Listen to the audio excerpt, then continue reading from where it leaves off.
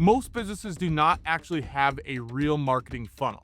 They create random videos, random photos, random posts, random boosting of posts, and then they wonder why nothing actually converts. I've spent about the last 10 years working with companies in the Midwest to create video systems, and we've done hundreds of campaigns, and this is the simplest funnel that I've seen consistently work. So by the end of this video, you should learn this straightforward funnel that you can implement in your business today. So here is what I'm going to walk you through. We're going to go over the 3 stages of the funnel, how traffic actually enters the funnel, why everything should point to a single location, where the proof fits in, and then the conversion. So let's start off with the 3 stages of the funnel. This is the biggest backbone that you need to understand when you are putting together marketing funnels, is that you need to understand these 3 buckets.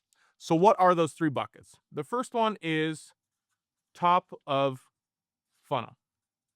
This is going to be your traffic sources. So anything that you're posting on social media, Google Ads, Google Search, anywhere where people are learning about your business that maybe have never heard of you before.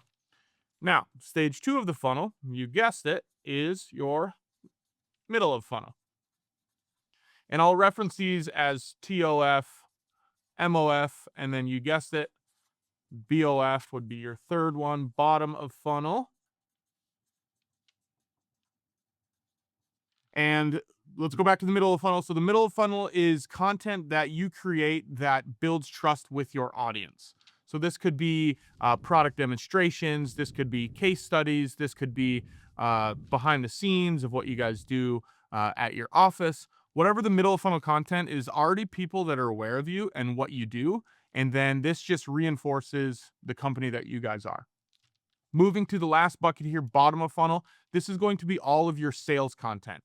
This is one that most everybody I talk to doesn't really execute. Bottom of funnel is your video sales letter, your case studies, your testimonials, stuff that is going to get an interested buyer over the edge to actually make a purchase or actually work with you. So before we actually get into the funnel and what it looks like, I want to talk about the ways that people enter the top of funnel, because this is going to be the most important. This is where most people put all of their legwork, is just top of funnel, and they wonder why nothing converts. It's because you're focusing way too much on the top of the funnel. So there are really 4 ways that people can enter the top of the funnel, and that is inbound, outbound, and then we have organic, and then we have paid. Inbound is the one part of the top of the funnel that you can't really control. This is going to be your referrals, your word of mouth, people just seeing you when they drive past your office, whatever that might be. This is just people coming to your business, which is inevitable in most businesses, is that you are going to get some inbound traffic. So we don't have to worry about this one for how to enter the top of the funnel. This is just going to naturally happen. And the more goodwill that you have, the more good word of mouth, the more inbound traffic you will get. Now, second is outbound. This is actually reaching out to people, conferences, events, wherever you can think that you can go out there and actively get someone into your ecosystem. Think about that for outbound. Moving on to the next one, everybody's favorite, organic. This is going to be mainly social media that we see organic. So this is anything organic that you're just posting yourself to many people. So that can be podcasts, that can be social media clips, it can be anything that you just create internally and then just let the algorithm do its thing. Now, finally, is going to be paid media. And this one's pretty self-explanatory. This is going to be your ads. This is going to be your TV commercials. This is going to be sponsorships. Anything that you're putting money behind is going to be your paid media. Now, those are the 4 buckets, really 3 buckets because we don't count inbound, that you can get people into the top of your funnel. And you should be experimenting with, all 3 of these if possible. So that is actually how we get people into the top of the funnel. Now let's sketch out the actual funnel now that you know what the 3 buckets are and how people actually enter this funnel. So I'm going to draw this one in black so we can hopefully see it here. This is going to start with your top of funnel, which we just talked about.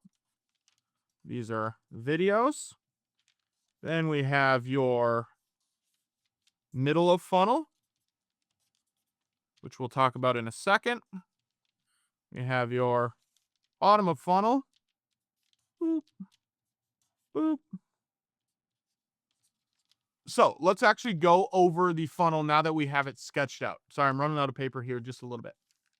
So if we break this down from the very top here, it's exactly what we just talked about. Top of funnel is all of these 4 buckets right here. This is how people get in your ecosystem and learn about you. Once they know about you, we're going to move them down here to the middle of funnel. These 2 videos here are your trust building assets. So like we said, these can be product demonstrations, these can be podcasts, longer form videos for people that are already aware of you. It's really hard to start with middle of the funnel content unless you are a famous person or you hit a viral video, which is not something to really bank on. This piece of content right here is middle of funnel. Once people have seen the top of funnel, they've built trust through the middle of funnel, we'll push them to bottom of funnel.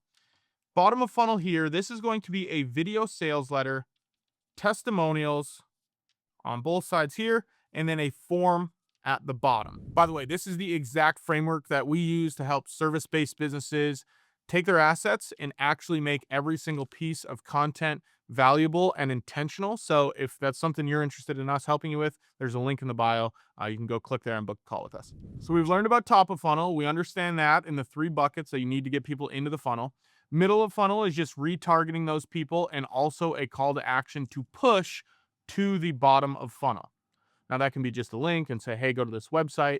And once you get to the bottom of the funnel, this is the biggest thing that I see people messing up is that they'll land on a website and there's too much text and all they have is a contact form. If someone is coming to your website from one of your pieces of content, whether it be top of funnel or middle of funnel, they are an interested buyer or at least curious. So you need to continue to guide them through the decision-making and buying process rather than just hoping that they fill out the form and then moving on with your life. So let's say we have a middle of funnel piece of content right here, and it is a podcast with a call to action link, okay? That call to action link is going to send them to a landing page. And this is something I mentioned at the top. We always want to send people to one location. If you're sending people to your website homepage, and then you're sending them to a landing page, and then you're sending them to a different link, it's too much chaos. You're not going to see effective results. So they come from the podcast and they go to your website. Most people just have a form here and then some wording. What we want to start implementing is bottom of the funnel content. So what do I mean by bottom of funnel content? Video sales letter is going to be your bread and butter. This is going to take all of the words on your website or your landing page and push them into a video so you can actually show some personality through some video rather than just, hey, read this book that I put on my website and hopefully you fill out the form. This video sales letter is going to have any of the frequently asked questions. It's going to de-risk the person that is thinking about working with you. If you already know most of the objections that come to you when you talk with customers or clients, this is exactly what we're putting in the video sales letter. Just handle them up front. So your video sales letter is going to replace the word vomit that you have on your website. Now I want to talk about where the proof comes in. We talked about that at the top as well. So where the proof comes in is right below the video sales letter. Now, if you have some super high intent buyers, they might watch the video sales letter, don't care about the proof, they book a call with you right away, which is awesome. We want as many of those people as we can. But some people like to putz around, they like to click around the website, and they're not quite sold yet. So if someone watches your video sales letter here, you will then push them to another section right below the fold. So you'd have a nice button here for the high intent buyers. This would be buy now. Oh my gosh. But if they don't buy now, we'll push them to the proof section right below. It's going to be proof, proof. And this is where your bread and butter is for actually selling them. This is going to be your testimonials. Film some professional testimonials with some of your clients that have had success before.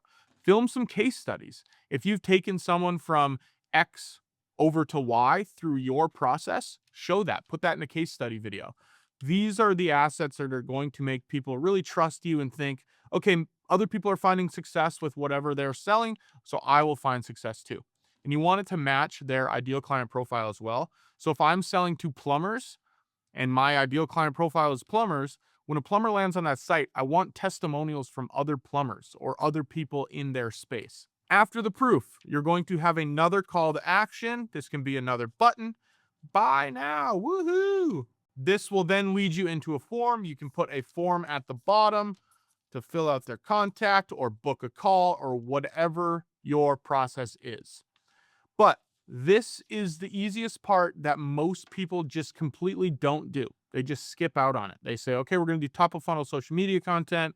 We'll maybe sprinkle in some middle of funnel educational stuff, but bottom of funnel, they might as well have never heard of it ever in their life. And that is the big unlock here is continuing to guide the person through the actual process rather than starting them on the process with the top of funnel and then letting them decide for themselves. We want to guide people through the process. Of course, we can take this funnel and expand it tenfold by adding a bunch of different steps with organic and paid media where we're doing retargeting ads. You can add your onboarding process videos.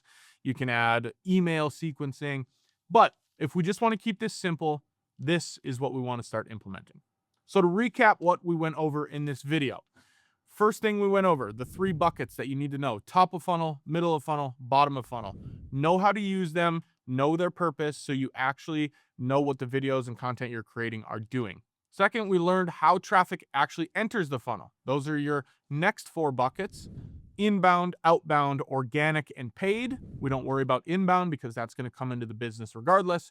Outbound is reaching out through different avenues. Organic is all of the organic media that you place out there in the world. And then paid is your paid media. We then followed up to a single location. Make sure you're sending people to one place when you have a call to action in your content. For me, it's one website. It's a landing page to book a call with us. For you, it could be your product page if you're selling a physical product, or if it's a service page, maybe it's to fill out a form. Send people to one page. Don't let them link out of it. Don't put your header up top or in your footer, other places to click to. Send them to one page, get the data from that page. Next is where proof fits in. If someone's not quite ready to buy, make sure you add some proof, some case studies, some testimonials. And finally, the conversion, buy now form, make it easy, make it frictionless. Whatever your process usually is, have them do that on your one location landing page or wherever you're sending people. Okay, so that is everything. If you want to see how we can utilize this framework in your business, there's a link in the description. You can click it, you can book a call with us. You can actually see this whole entire framework that I just showed you in action on our landing page. So if you want some more information on that, that link is in the description. We'll see you guys in the next video.